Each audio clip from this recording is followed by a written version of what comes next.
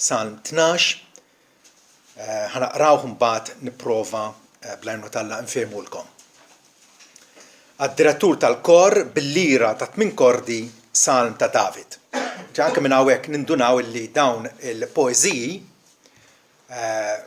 talb f'forma ta' poeżija kienu ikkantawhom. U anke jgħidilna hawnhekk li għandu tindaq b'ċertu strument jisu kiterra bit-8 kordi.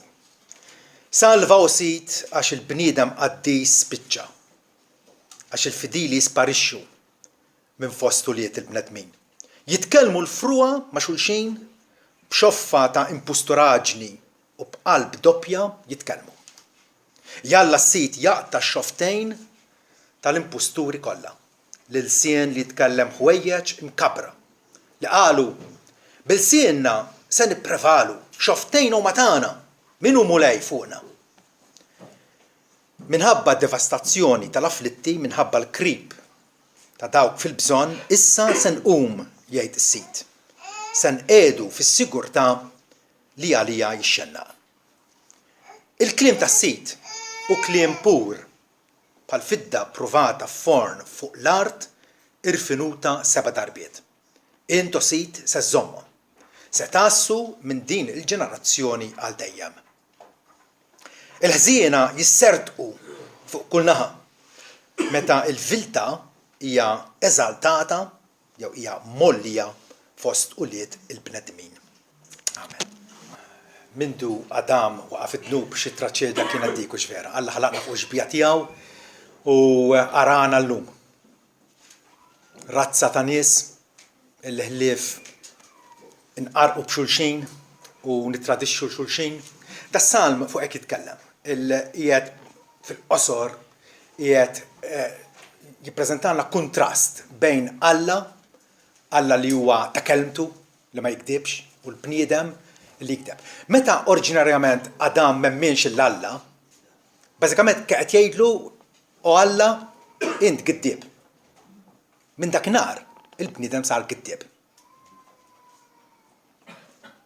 U das-salm jiftilna dan ix-xenarju biex jurina il-depravità, il-ħażen tagħna.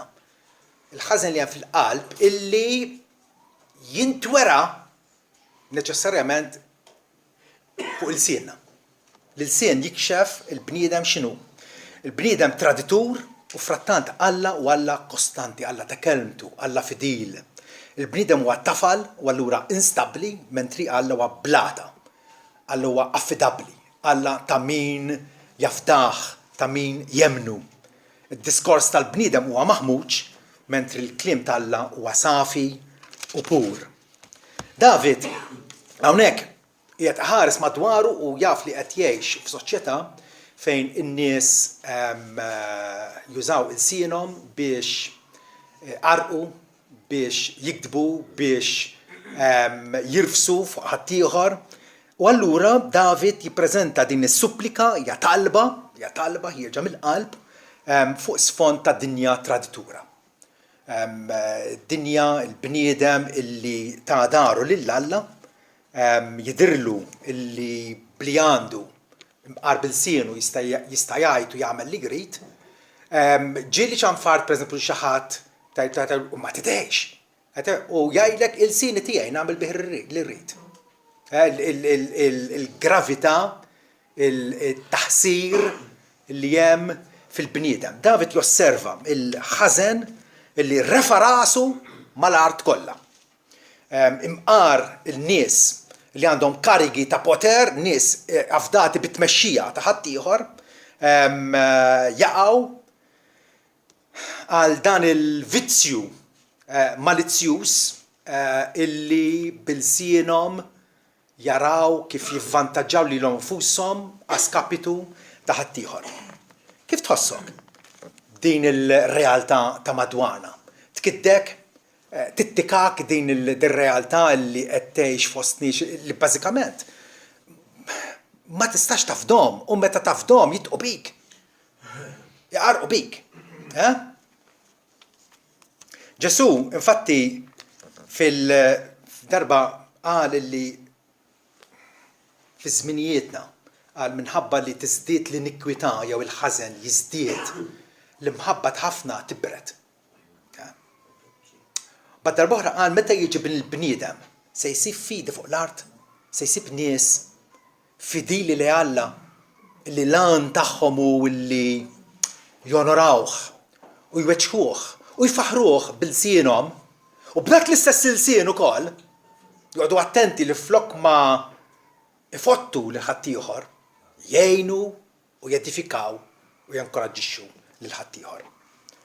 Inħarsu madwarna u Iva jiġrilna bħalma ġralu David. Salva u sit għax il-bniedem qaddis spiċċa.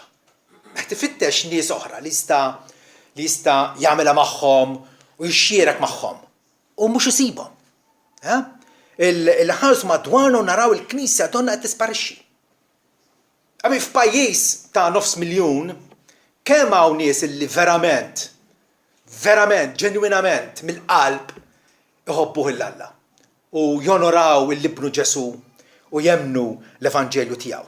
Il-Knisja donna qed tisparixxi, in-nies Alla huma ftit, da jaqbel perfettament ma' dak li qal Ġesu fejn jeżortana l-koll biex nitlu mix-xadba d-dejqax wiesa hija x-xadba. U spazzjuża hija triq li twassal għad-distruzzjoni, għall-irda eterna. U ħafna huma dawk li jinsabu deħlin minnha. Kemm idejqa x-xadba u ristretta it-triq li twassal għall-ħajja u ftit huma dawk li qed isibuha. Ftit huma dawk li qed isibuha. U dan idejjaqna vera jagħmilna nies ħosbiena, nies illi nitlu f'qoxritna ngħidu l-imħabba tal-li tant kbira u frattant il-bniedem jibqa' mwebbes u jibqa' jidhirlu li huwa sit jew innifsu u ma jridx jissottometti ruħu għal Alla sovran. Il-maġġoranza tan-nies kif narawhom jiġru wara l-ħażen, l-għan tagħhom u illi jibnu l-imperu ċkejken tagħhom u ma mqabdin mal-vanità, mqabdin mal-fruqa. Tisma'hom jitkellmu u tgħid x'sustanza hemm f'diskorshom vera, David hekk ħassu. David hekk ħassu u nkett. U naħseb jiena is-sentimenti tiegħu li esprimi f'dan il-salm għandhom ikunu wkoll is-sentimenti tagħna. F'din it-taqtija fejn qegħdin ngħixu fost nies li fil-sienhom huma korrotti, huma mħassra, ma jżommux il-patt, ma jonorawx il-weda tagħhom. Aħna bil-Malti ngħidu jurik debba jqabbiżlek il-ħmara. L-ewwel jgħidlek ħaġa, mbagħad xi niġu għassiw inno tara li hija xi ħaġa oħra. F'din it-taqtija Ġesu jfarraġna u jgħidilna tibżax merħla żgħira għax għoġbu ssierkom jagħtikom is-salna. Ġesu jiddeskrivina bħala merħla żgħira, minoranza ta' nies li qegħdin ngħixu fost komunità, soċjetà illi bażikament għandha l-aġenda tagħha u ċoja illi tigglorifika li anfisha. Apparti minn Alla. L-Alla ma rridux nwarbu fil-ġemb u Ġesu jgħidilna però tibżawx merħla żgħira, tibżawx. Ir-rebbieħ fl-aħħar mill-aħħar huwa dak li huwa favur Alla. Bħal Elija, David ikkonkluda illi baqa' waħdu fid-devozzjoni u l-lealtà tiegħu lejn Jahwe, lejn Alla l-ħaj. Salva u sit għax il-bniedem qed jispiċċa għax il-fidili qed jisparixxu minn fostu li il-bnedmin. Għaw ħafna nies, ma fejn huma n-nies fidili? Elija ġralu wkoll, Elija wara li għeleb l-assassin ta' Baal, ta' dal-Alla falz Moqżies li kienu jaduraw il-Kananin. Elija dispjaċut u qalbu maqtuwa. Għallu l-mulej, għallu sit, għattu l-profeti tijak, waqqaw l-artali tijak, u jien tħallejt waħdi. Jien bis fadalet jgħidlu. U għed fitxu l-ħajti. Mux bis fadal jien bis, imma għedi persekwitawni biex joqtluni. Alla jwieġbu. U kemm hija tajba, u kemm hija ta' faraġ il-kelma tal-Alla li taslinna f'mumenti bħal dawn. Meta naħsbu li ħna waħidna. Waħdi fuq il-post tax-xogħol. Waħdi illi għandi l-mira illi nonora l-Alla bl-integrità ta' Emili u tal-Sini.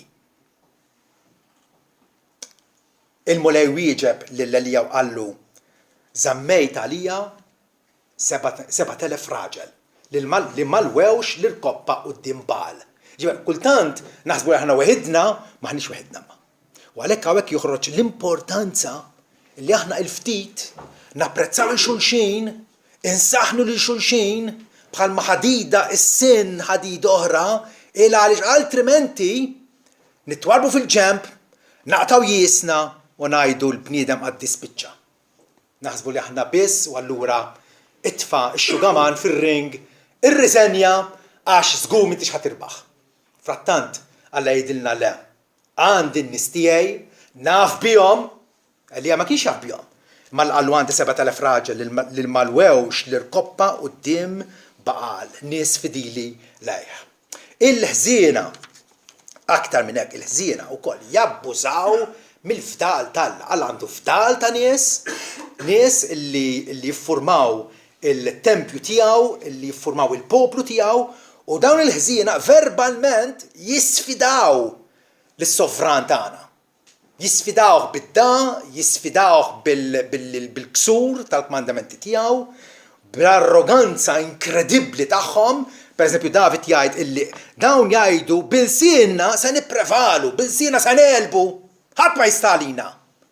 Il-sienna huwa tagħna u ngħidu li rridu u nesprimu li rridu, xoftejn huma tagħna, min hu mulej fuqna. Qegħdin jarmu l-madmat tal-liġi tal-Alla minn fuq spallejhom, ma jridux jafu b'Alla u bil-sienhom u b'kull ma għandhom jaħsbu li għandhom il-dritt li jagħmlu dak li joġobhom u li jfettilhom. Allura taqta' qalbek?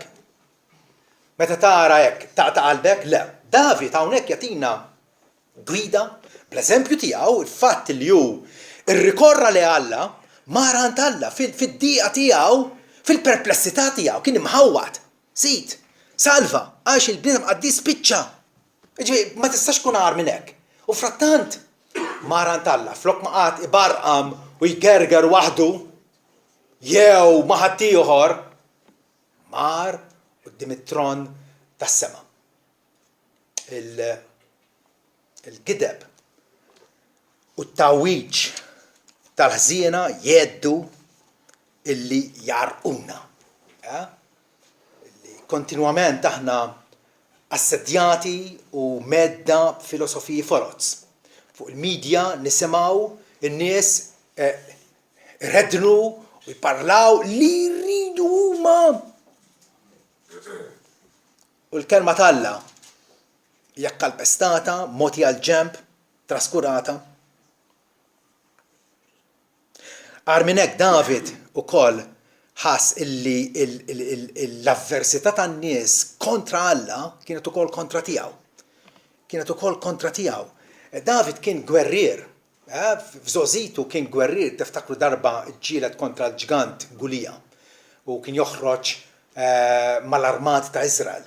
U allura tqabad kontra l-għadu bħal soldat qalbieni, però nassigurakom jiena illi l-sin kattiv tan-nies kontra tiegħu li qasqsu kontrih ħassu wis aktar mill-ponta tas-sejf. U jekk taqraw is-salmi kollha, taraw kemm il-darba sikwit David isemmi lin-nies edewa tiegħu illi jimmalafamawh, illi penġuh fals, illi jaqasqsu kontrih, jaqalaw l-lajja kontra tiegħu. David bħalna kien iħoss. Ngħid għaliha jiena meta nisma' xi ħadd qed jgħid kontrija vera tweġġa' u tweġġa' ħafna. Aħjar jinnokjali wiċċi b'daqqa ta' pon milli jgħid kontrija intortament, vera? David kellu din l-esperjenza li jħossu waħdu f'din il-qagħda fejn qisu ħadd ma kien lest li jaqbes għalih, jissapportjah jew jiddefendih. F'din it-tali estremità David kif kien kellu drawwa sabiħa li jagħmel dejjem irritorna mar lura fih dan Alla. hemmhekk sab il-wens tiegħu, appella lill-missier, mhux tilmenta imma tappella lil Alla, salva u sid, għax il-bniedem qaddis qed jispiċċa. Hawnhekk mela, f'dan is-salm insibu ħsibijiet tajba għal żminijiet ħżiena, qegħdin ngħixu iva, rridu nkunu realisti, qegħdin ngħixu fi żminijiet ħżiena. Imma l-Bibbja hawnhekk tagħtina ħsibijiet tajba. Nistgħu nitfarġu b'din il-meditazzjoni ta' David, din it-talba tiegħu qudiemna. Jekk insaqsu lin-nies tad-dinja u ngħidulhom x'jagħmel il-żminijiet ħżiena, għalfejn x'jiġri biex inkunu qegħdin ngħixu fi żminijiet ħżiena? Naħseb l-ewwel isemmulek hija ekonomija batuta. Għandna bżonn illi inkabru l-ekonomija, illi kollna politika nadifa, illi ikollna gvern effiċenti, illi kollna l-edukazzjoni, jekk m'għandniex dan l-affarijiet, jekk il-kummerċ huwa batut, ovvjament il-żminijiet huma ħżiena, jekk hemm l-injoranza żminijiet huma ħżiena, jekk hemm taħlit ta' kulturi l-żminijiet huma ħżiena. Però jekk issaqsi l-Iskrittura, jekk insaqsu l-mulej, x'jagħmel il-żminijiet ħżiena? Pawlu jagħtina r-risposta preċiża fit-tieni Timotju, kapitlu 3 fejn jgħidilna li fl-aħħar jiem ġifieri fi żminijiet tissa ta' bħalissa bejn l-ewwel u t-tieni miġġa ta' Kristu. Tiġu żminijiet diffiċli. David kien jaf li qed jgħix fi żmien diffiċli. Tagħna iżjed għax in-nies ikunu ħabbejjin tagħhom nfushom. L-għan ta' ħajjithom hu illi jixxamplaw u ifisdu lilhom nfushom. Ħabbejjin tagħhom nfushom, ħabbejjin tal-flus. Faħħarin, supervi, abbużivi, diżubbidjenti lill-ġenituri, ingrati, mhux sagri, bla affezzjoni naturali, irrikonċiljabbli, jinfamaw mingħajr autokontroll, nies brutali, keffrin ġifieri, ma jħobbux it-tajjeb, tradituri, inkuxjenti, imnefħa bil-gburija, iħobbu l-pjaċir aktarx milli jħobbu l-Alla. Dawn huma n-nies ta' żmienna. Dawn huma n-nies li għadhom barra mis-saltna tal-Alla, għandhom forma ta' pjetà, dak qed nara x'jagħmlu fi Spanja fi żmien il-ġimgħa l-kbira, joħorġu dawn il-pasos. Imma vera rakmati u sbieħ u bil-marċijiet u xi ħaġa estremament sabiħa, però xi idolatrija grassa hija dik vera, għandhom il-forma ta' pjetà, għandhom iżommu forma ta' tjieba, imma jiġħdu s-seta tagħha. Ma għandhomx it-tarif talla. Nies bħal dawn, Pawlu jgħidlu lil Timotju, evitom. U għandna wkoll nevitaw fis-sens li ma nitħaltux magħhom biex nikkupjawhom. Meta dnub joktor, iż-żminijiet huma ta' bilħaq imwera u diffiċli. Meta d-devozzjoni li Alla tibret, iż-żminijiet huma dekadenti tassew. Meta ukoll ħanħarsu daqsxejn li nfusna wkoll, le nfusna. Meta aħna msejħin biex bħala knisja, bħala komunità waħda, niltaqgħu flimkien għat-talb, pereżempju, darba fil-ġimgħa, sija. U nittraskurawa dal-appuntament sabiħ. Ma taħsbux li allura badna f'dawn iż-żminijiet dekadenti flok ma qegħdin nixdu kontra tagħhom. David kien lest li anke jkun waħdu kontra l-ħafna. David, allura jarrafna kif nistgħu ninkoraġġixxu lil nfusna kif bil-kelma t'Alla. Fi żminijiet bħal dawn meta kulħadd jidhirlu għas-sit tiegħu innifsu u bil-sinu jagħmel li jrid u jgħid li jrid. Il-kelma t'Alla hija dik il-mediċina, hija dak l-ikel, hija dik il-rimedju li Alla jagħtina. Iva, bħalissa qegħdin ngħixu fi żmien meta d-dbib il-beast li jsemmi Ġwanni fir-Revelazzjoni. Qiegħed operattiv il-poteri tad-dinja, il-potentati tal-art li jaħsbu il-ħadd ma jistalihom u bil-sien arroganti. Però isimgħu daqsxejn id-dbib, il-beast, jadurawh dak kollha li huma fuq l-art, kull wieħed li jismu mhuwiex miktub mill-pedament tad-dinja fi ktieb il-ħajja tal-ħaruf il-maqtul.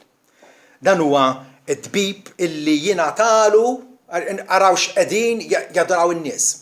Jingħatalu fom jitkellem diskors gburi u għalax meta wieħed jgħid illi jista' jgħaddi mingħajr Alla. Qed tifhem? U min hu mulej fuqna? Meta hemm dik il-mentalità diskors gburi u u jingħatalu awtorità biex jaġixxi għal 42 xahar. Qegħdin ngħixu f'dawn iż-żminijiet l-aħwa u il-mitlufa hawnhekk huma ġġudikati. Hawnhekk huma murija bħala ħatja speċjalment kif jużaw il-sienhom. Salm 12 huwa akkuża serja għan-nies kif jużaw il-sien. Il-sien fieraħ. Fuq xi jitkellmu l-affarijiet li literalment ma jiswew xejn u ma jagħmlu ebda differenza, għalihom jagħtu importanza enormi. Ir-riżultati tal-futbol. Pereżempju, kif għaddej il-lig, dik importanti. Frua. Vanità. X'intasa ma ssib xejn. Diskors vanituż battal bla sugu, jitkellmu l-frua ma' xulxin jgħid David. Jieħdu pjaċir jitkellmu fuq it-tajjar. X'intasa ma ssib xejn. Id-diskors tagħhom huwa mimli ipokrizija. Letteralment David jgħid vers 2 jitkellmu l-frua ma' xulxin b'xoffa ta' impusturaġnu b'qalb doppja jitkellmu. Bl-Ebrajk qalb u qalb jitkellmu. B'qalb u qalb. Kif tara dil ħaġa? Pereżempju, x'inqiegħed il-pub ma' sħabu hemmhekk jidher jitkellem pastasu jgħid iċ-ċajt immorali. Imma jekk tmur tkellmu inti mbagħad xi darba u taqbadlu dwar il-mulej u l-Vanġelu tiegħu, jaqleb il-folja u jsir reliġjuż. Sakemm huwa miegħek b'qalb u qalb. Skont kif jaqbillu, skont ma miqiegħed. Ara l-bniedem kemm huwa verament ipokritu. Id-diskors tiegħu wkoll karatterizzat minn ħsibijiet imkabbra u arroganti. Jalla s-sit jaqta' x-xoftejn tal-impusturi kollha. L-sin li jitkellem ħwejjeġ imkabbra. Din il-gburija tal-bniedem ilna narawha minn żmien it-Torri ta' Babel. Meta qal ħanamlu, issa malina nfusna. U nibdu t-torri. Il-ħadd ma jkun jistalina. Għada tiġri sal-lum. Il-diskors tal-bniedem mitluf illi b'diskors jaħseb li kapaċi jgħid li jfettillu bla ebda awtorità fuq. Qalu bil-sienna se nipprevalu, xoftejn huma tagħna min hu mulej fuqna. U dik hija l-agħar ħaġa. Meta l-mulej li tak lil sien flok ma tużah biex tbierku u tigglorifikah u tirringrazzjah. Vera? Tisħet ismu l-qaddis. Min hu mulej fuqna? Jalla s-sit jaqta' x-xoftejn tal-imposturi kollha. X'inhu ma imposturi? Forsi ma tantx nużaw il-kelma impustur. Impustur meta xi ħadd jiġi u jfaħrek imma xrid tiddobba xi ħaġa minn għandek. Mhux qiegħed ifaħrek sinċerament. Qiegħed jindieħes miegħek anke bil-sienu dak li sim mellisi sakemm jiddobba li għandu bżonn minn għandek u mbagħad bye. Aħna mifdija. Aħna li Ġesu ħafrinna ħtijietna ukoll iridu noqgħdu attenti illi ma nqabdux bil-sien laxk. Bil-sien illi m'għandux kontroll. L-sien kif tafu huwa ċkejken, membru ċkejken fil-ġisem tagħna. Imma huwa determinattiv ħafna. Ġabu qablu ma' tmun ta' bastiment. Bastiment kemm huwa enormi l-bastiment. Mbagħad għandek dak it-tmun fidej il-pilota illi skont kif idawru l-bastiment imur. U hekk hu l-sien. L-sien huwa wkoll bħal nar, xrara nar, spark tan-nar il kapaċi tqabbadlek foresta kollha. Ġi David li qed jitkellem hawnhekk fuq l-sien tal-bniedem traditur.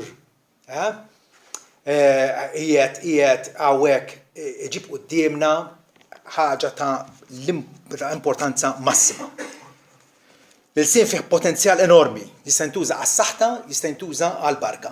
Bħala Kristjan, meta titkellem qis illi dak li tgħid ikun verità. Ħanibdew minn hawnhekk. Jew ħaġa, l-ewwel prinċipju li huwa verità.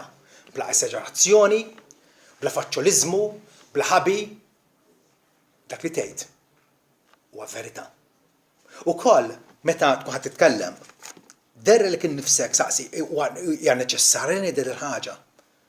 Jew isibek biex tredden u tparla,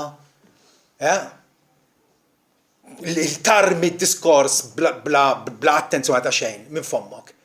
Meta Ġesu jgħid li għal kull kelma traskurata li ngħidu, rridu roddu kont tagħha fil-ġudizzju.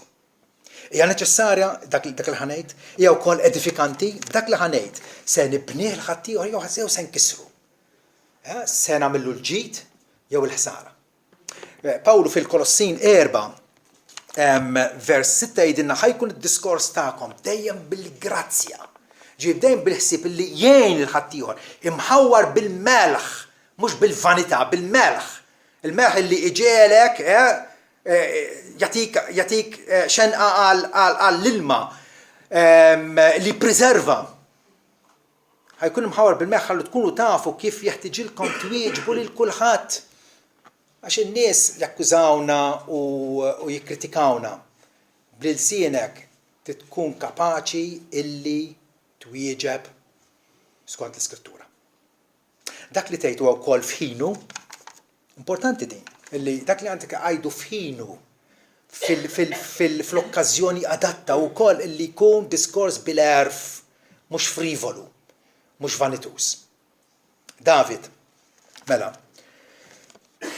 ikompli fis-Salm tiegħu vers 5 minħabba id-devastazzjoni tal-afflitti, minħabba l-krib ta' dawk fil-bżonn, issa se nqum jgħid is-Sid.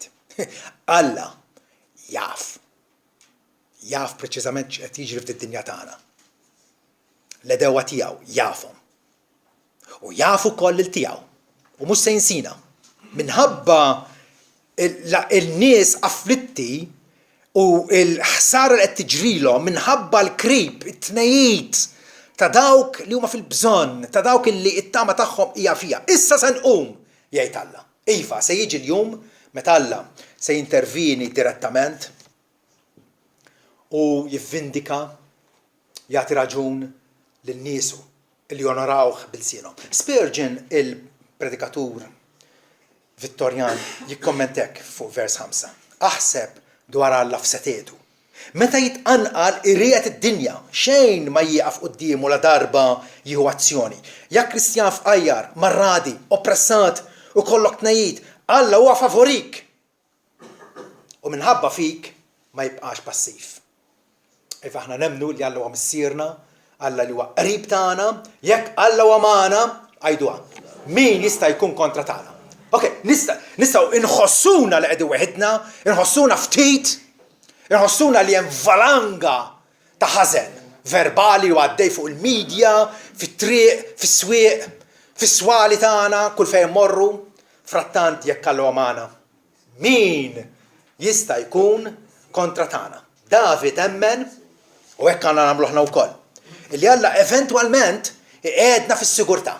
Bħalissa nħossuna medda, nħossuna ċertu sens ta' allarm, għaliex aħna qisna tant dajfa meta hemm il-postijiet tal-awtorità, il-medja kollha fidejn nies irreverenti u nies illi m'għandhomx il-biża' Alla.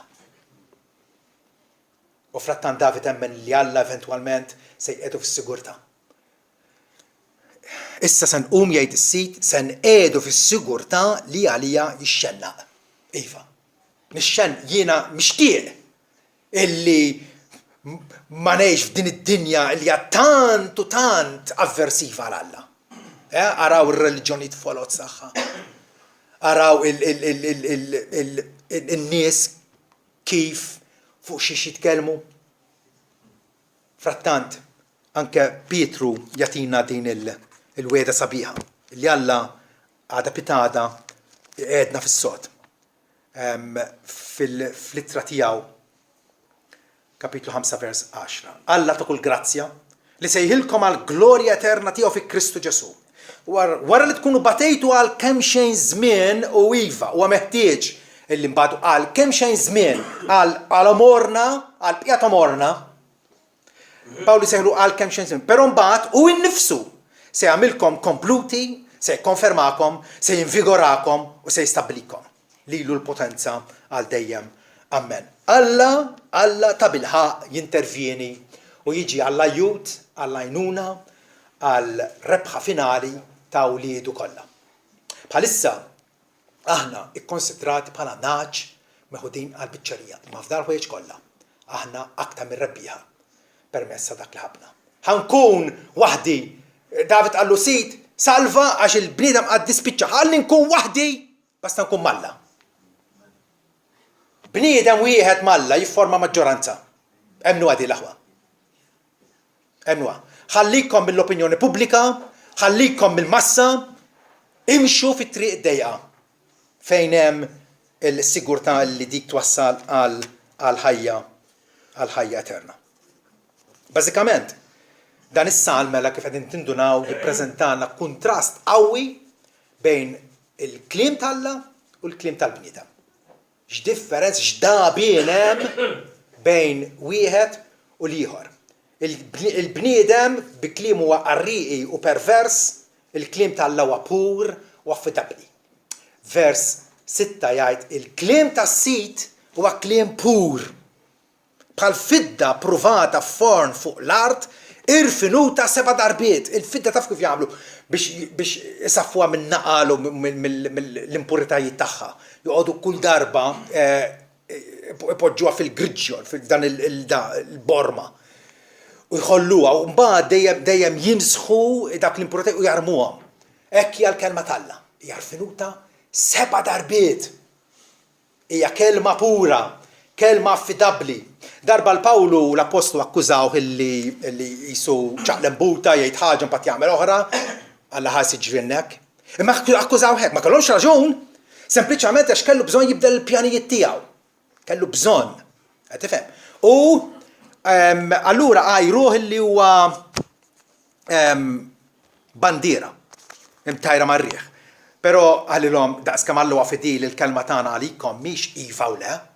Il-kelma tal-bniedem mitlufi iva u le, jgħidlek iva mbagħad jagħmel le. Għax bin Alla Ġesu Kristu li kien pritkat fostna minni u Silvanu Timotju. Ma kienx iva u le, iżda fih dejjem kien iva. U għalhekk il-Kristjan għandu jitkellem illi l-iva tiegħu tkun iva. U le tiegħu le. Aktar minn dan jgħid Ġesu ġej mill-ħażin. Pawlu jkompli jgħid għax huma kemm huma l-wedi tal-Alla, huma ħafna, huma numerużi l-wedi tal-Alla. Fi Kristu Ġesu hemm l-iva tagħhom. Konsegwentament ukoll permezz tiegħu l-amment ingħad minna għall glorja tal-Alla. Meta Alla jagħti weda, dik il-weda hija bon fatt. Tiddubitajiex, aqbada iqaf fuqha fi sħiħ għax dik il-weda Alla isarrafa. Alla jsarrafa. Ironikament, l-infidili, in-nies tad-dinja nsejħulhom hekk. Jikkritikaw il-Bibja left, right and center, vera? Il-passa tagħhom hija l-Bibja hija ktieb antik, hija ktieb skadut, hija ktieb taħrejjef tal-lut, u dawk il-mirakli, kif jista' jkun dawk il-mirakli? Vera? U speċjalment li Alla huwa l-ħalliq tas-sema u l-art, ma tarax hemm l-evoluzzjoni. Jikkritikaw il-Bibja, jgħidu l-fiasko żbalji, mentri l-Bibja tixli lill-bniedem mitluf il-ju giddieb. Araw, kif jistgħu jaqbdu flimkien?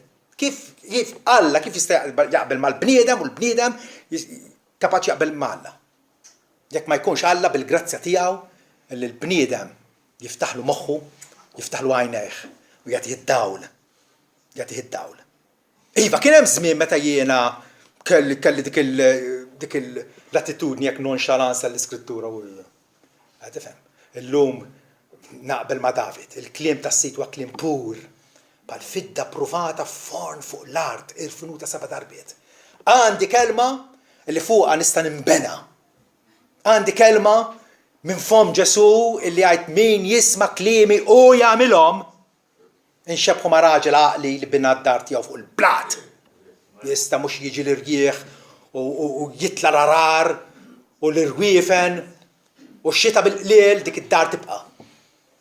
Il-kelma tas-sit hija ippruvata bħal forn fuq l-art, irfinuta 7 darbiet. David jurina kemm jeħtieġ napprezzaw il-purità tal-Iskrittura meta aħna mdawrin invażati b'nies li jitkellmu biss il-gideb, illi jawġu l-fatti, illi jipromuovu reliġjoni oħrajn, pluralizmu, nilqgħu xulxin tolleranza. Well, David hawnhekk tolleranti vera f'das-salm. Jalla s-sit jaqta x-xoftejn tal-impusturi kollha. L-sien li jitkellem ħwejġ imkabra, tara kemm tkun tolleranti. Qed jitlob ġudizzju fuq dawn nies. Għaliex għax huma nies kontra Alla. Dawk illi apprezzaw il-purità tal-Iskrittura dwarhom Spurgeon jgħid hekk ara. Il-Bibbja għaddiet mill-forn tal-persekuzzjoni, kritika letterarja, dubju filosofiku, skoperti xjentifiċi, frattant ma tilfet xejn li f'dawk l-interpretazzjoni umani li qabdu magħha bħal naqal ma' deb prezzjuż. Il-Bibbja qatt ma ġiet pruvata li hija falsa. Qatt. Spurgeon kompli jgħid l-esperjenza tal-qaddisin pruvata f'kull manjera konċepibbli iżda ebda dottrina jew wiegħda waħda ma kienet ikkonsmata fis-sħana l-aktar eċċessiva. L-attakki kontra l-Bibbja jkomplu minn nies giddieba, frattant il-Bibbja tibqa' bħala l-kelma safja tal-Alla. David isib faraġġ fil-fatt li Alla fl-aħħar mill-aħħar qatt jiġġudika l-ħżiena u jippreserva l-ġusti għalih nnifsu. Alla tagħna bosta eżempji matul l-istorja li hekk jagħmel. Għalkemm bħalissa qegħdin ngħixu il-qamħ fost is-sikrana imħaltin qed nikbru flimkien fuq l-istess dinja. Frattant Alla jaf dawk li huma tiegħu. U dawk li huma tiegħu l-aħwa jingħarfu minn kif jitkellmu. X'jgħidu, x'ma jgħidux. It-talb tagħhom, bir-ringrazzjamenti tagħhom lill-Alla minn kif jitkellmu. Alla jaf dawk li huma tiegħu. Anke fi żmien Noe meta d-dinja kienet tħassret bil-vjolenza. Tħassret. Alla kien jaf dawk li huma tiegħu. Noe u seb oħra. Ftit għal darb'oħra. U Alla meta kien wasal biex jeqret il Sodoma u Gomorra wkoll ftakar Flott il-ġust li kien jgħix fosthom ħarġu minn hemmhekk imbagħad qeret il dawk il-bliet. F'dan ambjent fejn inħossuna weħedna, irridu nibqgħu niggranfaw mal-kelma tal-Alla l-ħaj. Hemmhekk hija l-ankra tal-istabbiltà tagħna. Kull ma qal Alla jibqa' għalina imprezzabbli u jiswa aktar minn kull ħaġa oħra. U jekk inti qed titraskura l-Bibbja, jekk inti m'intix tfannat fiha bħiltek kollha, bit-talb, bil-meditazzjoni, ħadd tħossok bħal qasbad ix-xejn mar-riħ f'din is-soċjetà. Il-Bibbja hija affidabbli. Il-Bibbja ta' min jafda avolja x'jaraw għajnejja qisu jikkontradixxiha. Għaliex dawk li jiktbu u jfottu bil-sienhom u l-sienhom jużawh kif iridu. Ishom jirnexxu, vera? Ishom jirnexxu. Għaliex weċlaw. Tasal fejn għandek tasal. Frattant, Alla jgħid li bniedem suċċess huwa dak fuq naħdija. Dak illi jonora kelmtu u joqgħod taħta. Għalhekk Ġesu jgħidilna ħudu l-madmad tiegħi fuqkom. Ta' xi ħadd tkun il-sir, ta' xi ħadd tkun għaddej, jew ta' dnub, jew ta' ġustizzja. Jew ta' dinja ħażina, jew ta' Sidna Ġesu Kristu. Il-Bibbja tagħtina sigurtà, tagħtina sens ta' direzzjoni, meta kollox ser mal-ħamla. Meta l-konfużjoni tirrenja fuq l-art, il-Bibbja tagħtina dawl aħna mexxin f'dinja mdalma. David kif jispiċċa s-salm isu xejn diżappuntanti. Vers 8 il-ħżina jissertqu jimxu qishom srieda dik l-arroganza tagħhom. Ħżina jissertqu fuq kull naħa. Meta l-viltà hija eżaltata fost il-viltà il-ħażen sfaċċat huwa eżaltat aħna ngħidu llum in-nisa jiċċelebraw il-ħażen. Fi żmien David ukoll. Ara ma taħsibx. Il-viltà hija mollija fost il-bnedmin. Minu ħażin dak huwa l-eroj. Dak jieħu l-medalja. Għali spiċċa b'dan mod qisu negattiv David. David it-jurina illi Alla huwa sovran anke bħalissa. Bħalissa li f'did dinja ħażina u preżenti tagħna. Il-ħżiena iva jissertqu fuq kull naħa. Alla iħalli l-ħżiena ħajdu hekk jigvernaw u jiddominaw għal żmien iffissat.